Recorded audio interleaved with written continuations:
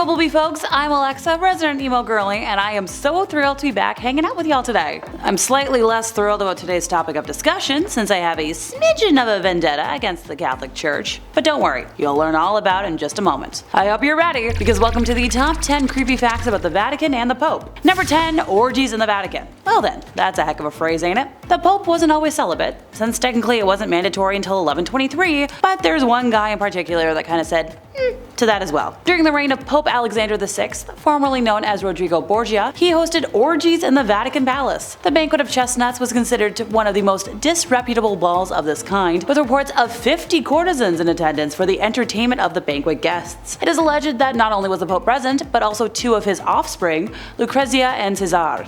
An orgy in the Vatican. I'm begging for anybody with a time machine to loan me one so I can do that, because that boggles my mind. And yeah, this Pope had descendants, something I had to read 5 times to understand. While still a cardinal, Pope Alexander maintained a long-term illicit relationship with Venosa de Catani. He also had offspring from other women, including one daughter with his mistress, Giulia Farnese. The family stands out in the history as being infamously steeped in sin and immorality, and I can see why. Number 9, conscience court. Yep, the Vatican had a secret court for sins based on conscience. Not proof, not evidence, but absolution from conscience. The bishops who handle such hearings are the Apostolic Penitentiary, also known as the Tribunal of Conscience. Created by Pope Alexander in 1179, it was a secret to the public until 2009. Wow, a secret the Vatican kept from the general public? Consider me less than surprised. The sins judged in this court vary from spitting out, or the desecration of a communion wafer, to priests breaking their vows of celibacy. Spitting out communion's a sin? That's news to me.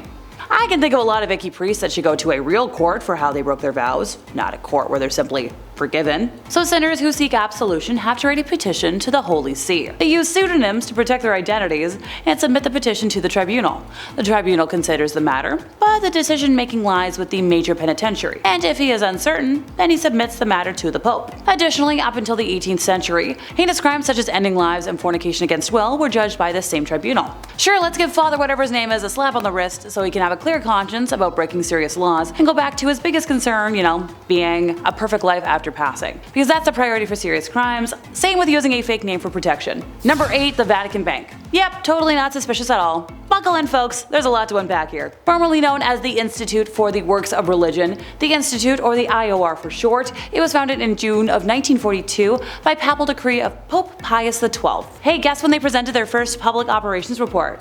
No, not 1943. Try again. Oh wait. Nope, not even in the 1900s. 2013! Yeah, you heard me correctly. 70 freaking years later, they produced their first annual report. The thing that's supposed to be presented every year so nobody does anything shady or illegal. Previous to this, all internal ledgers were destroyed every 10 years in accordance with their policy. The IOR's role is to safeguard and administer property intended for works of religion or charity. The bank accepts deposits only from top church officials and entities, and is run by a president but overseen by 5 cardinals who report directly to the Vatican and the Vatican Secretary of State. Former bank president Ettore De Tesci and the Vatican Bank have been investigated on 2 separate occasions for money laundering. In March of 2012, JP Morgan Chase closed a Vatican account in Milan after the IOR was unable to respond to questionable money transfers. In 2010, Italian authorities seized $30 million from a Vatican account following allegations that IOR violated anti-money laundering laws. Ettore and the bank both denied wrongdoing, and no charges were ever filed. The money was released after IOR promised to pass measures to come into full compliance with international standards on money laundering and bad things financing. The Vatican enjoys a property tax break for all non-commercial properties containing a chapel, so using this loophole between, 2006 and 2011, the Vatican evaded taxes that amounted to 4 billion euros. The European Court of Justice ruled this illegal, and the Vatican had to cough up those euros as post-stated tax. It is argued that if you take into account the taxes they evaded, dating back to 1992, the amount would be way over 13 billion with a B euros. Number 7, unethical history German stuff. Thanks to internet guidelines, I have a lovely dictionary of words I cannot say, so I hope y'all can follow along because things are about to get dicey. So remember that bank I just talked about?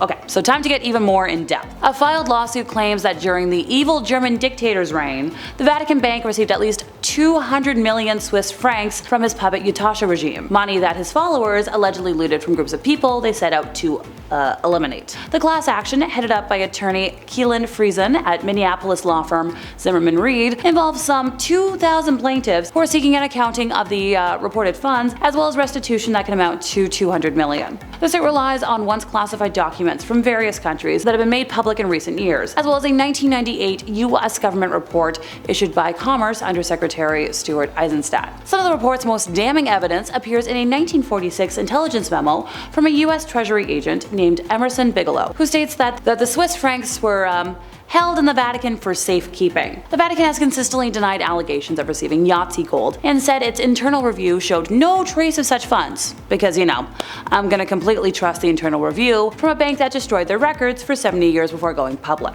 Number 6. Diary proof of an essay scandal. Alrighty, can I get a show of hands? What's the first thing you think of when I say priest and scandal in the same sentence? Do those two words have the initials SA?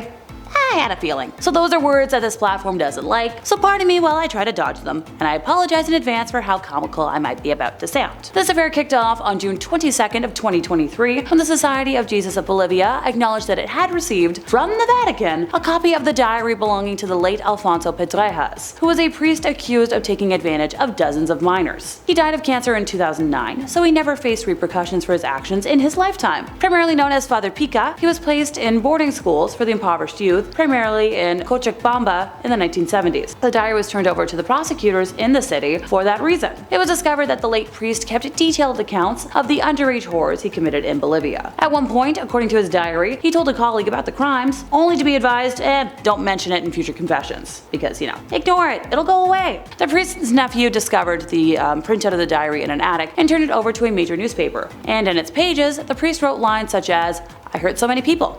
Too many. The newspaper publishing excerpts from the diary prompted an outcry in Bolivia and an official Vatican response. Pope Francis promised to ensure the full cooperation of the Church to work alongside the government as it investigates the allegations. He also expressed sorrow over the ongoing revelations, in the Church, calling them deplorable. So fun fact, with all this stuff going on, the Church has its own crime investigator. Yeah, it's such a problem all the way around that they have a specialist. And before somebody feels like fighting me on this, specialty jobs like that only exist because there's a need and a problem. That's not, the kind of job that just got created out of midair for kicks. Investigation in particular joins at least 12 other ongoing judicial probes into allegations of clergy crimes. By the way, there's one priest that's already received a 10-year sentence for his crimes, and another priest was also sent to detention for 3 months earlier this year. Time to move on though before I start hissing like a tea kettle. Number 5, the chronovisor. Nope, this isn't some kind of weird hat or goggles. Italian monk Pellegrino Ernetti claimed to have used a time viewer which could film the past without sound, and used it to obtain a photograph of the crucifixion of Jesus and view scenes from ancient Rome, including a performance of a lost play. Now this was mostly scrubbed away in history until 2002, when author Father François Brun swore in his book, Le Nouveau Mystère du Vatican, that the chronovisor not only exists, but he learned about it in the early 1960s. A day after he met, Father Ernetti for the first time, the two were sailing along the Grand Canal of Venice, discussing biblical interpretations, when Ernetti explained that theories and interpretations were unnecessary when one can just see the truth for themselves. He explained to Brun how the chronovisor functioned, allowing the viewer to both see and hear events of the past and future. And hey, if you don't believe my saying for it, his full account is included in the book. With a little digging, researchers will find first mentions of the chronovisor in a 1972 article published in the Italian magazine La Domenica del Corriere, entitled "A Machine That Photographs the Past Has Finally Been Invented." According to the Vatican, the time machine is heralded as one of the papacy's best kept secrets. It's said to contain 3 precious alloys, cathodes, styles, levers, and has the ability to display historical events in biblical and Roman history. Acting as a sort of TV, it's even supposedly verified the existence of Jesus Christ and broadcast his crucifixion. It was said to have been invented in the 1950s by a dedicated secret team of Italian scientists. And yeah, we'll see what this means. Number 4, the possibility of proof of alien life. In 1988, news reports emerged that strange, elongated, distinctly alien-looking skulls had been found during a restoration of the Vatican Library, with many suggesting that the Vatican secret archives must be hiding evidence of extraterrestrials.